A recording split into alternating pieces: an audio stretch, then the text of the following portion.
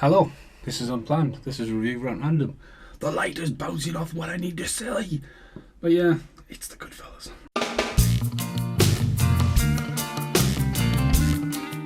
If I just stay like this, is it okay? Right, okay, in the hallway is a Goodfellas poster. If you don't know that, it's signed by Robert De Niro, Ray Liotta and Joe Pesci. Sits there in a nice white frame.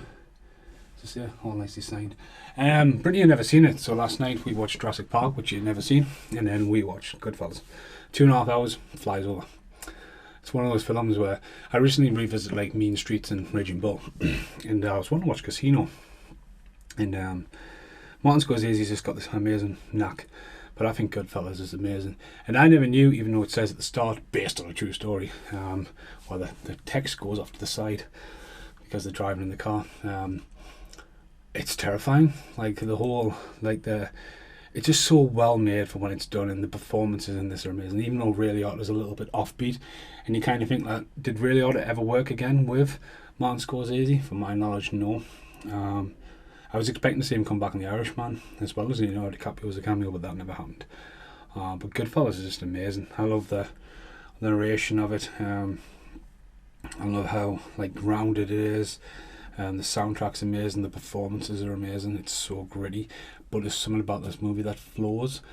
Samuel L. Jackson was quite funny because Brittany was like, is that Samuel L. Jackson? Jurassic Park? I went, yeah. Then Samuel L. Jackson pops up in Goodfellas as Stax. It's pretty brutal when he gets killed. The death of Joe Pesci as well, it's so startling. I think when the first time you ever see that, you're like, oh, fucking hell. Oh no, boom.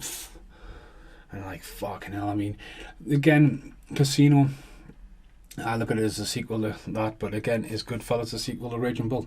It's one of those things where there's something about Scorsese, it works so well. The way that he's walking through the club and it's introducing characters all like, hey, how you going? Hey, how you going? Hey, how you doing? Took care of that for you. It's just really well made. Such an amazing movie, great performances. And then the age thing as well. The casting of the younger kids is good, but then, Robert De Niro aging over the time.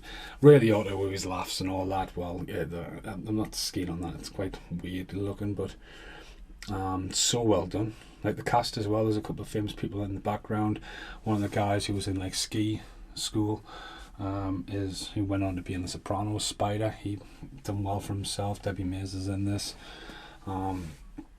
Some really good people, but I'm sure the lass who was Joe Pesci's girlfriend's also in Cape Fear as well. With Scorsese and Robert De Niro and Joe Pesci, it's gonna be awesome every time.